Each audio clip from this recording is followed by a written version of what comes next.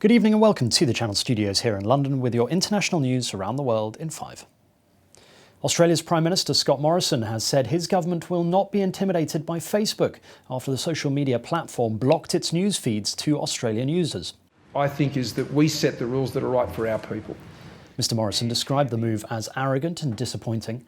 Facebook is responding to a proposed law which would make tech giants pay for news content on their platforms. Australians now cannot access local and global news sites via the site.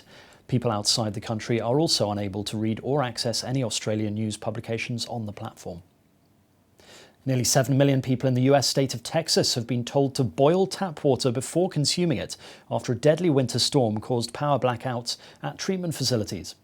The huge snowstorm, which is still sweeping across the southern US state, has killed at least 21 people and left millions without power. Texas has also seen widespread blackouts and burst water pipes. The state's energy grid has been overwhelmed by a surge in demand as people try to keep warm in some of the coldest temperatures in more than 30 years. Meanwhile, Texas Senator Ted Cruz is under fire after photos emerged on social media of him boarding a flight to Cancun, despite the ongoing crisis in the state. Police in Myanmar have again used water cannon against protesters in the country's capital as daily protests contesting the military government and strikes continue to paralyse the country. Protesters could be seen banging on metal objects as they faced off with police along a city road in the capital, Naypyidaw.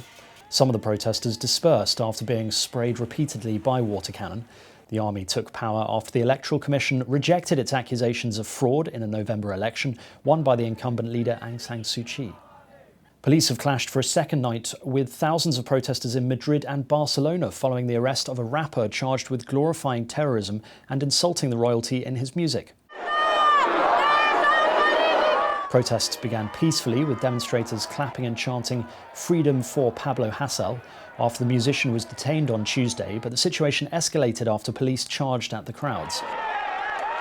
Some protesters responded by setting containers alight to create barricades in Madrid's narrow streets. Ghana has presented 100,000 units of election thumbprint pads to the Republic of Niger to support its second round of presidential elections, which start this weekend. The former president, Mahamat Usame, has a tough race to run on Sunday when he faces off against the ruling party's candidate, Mohamed Bazoum. Mr. Usame promised to restore security in a country recently hit hard by a series of Islamist attacks by militants linked to Al-Qaeda and the Islamic State. Saiko Hashimoto has been appointed as the next president for Tokyo 2020 Olympic Games after her predecessor quit over sexist comments he made. The former Olympics minister is a 7-time Olympian herself, having competed as a cyclist and a speed skater. Former chief Yoshiro Mori resigned following a backlash after he was quoted as saying women talk too much. Prince Philip, the Duke of Edinburgh, is said to be in good spirits after he was admitted to hospital on Tuesday evening as a precaution due to feeling unwell. The 99-year-old was taken to King Edward VII Hospital in central London.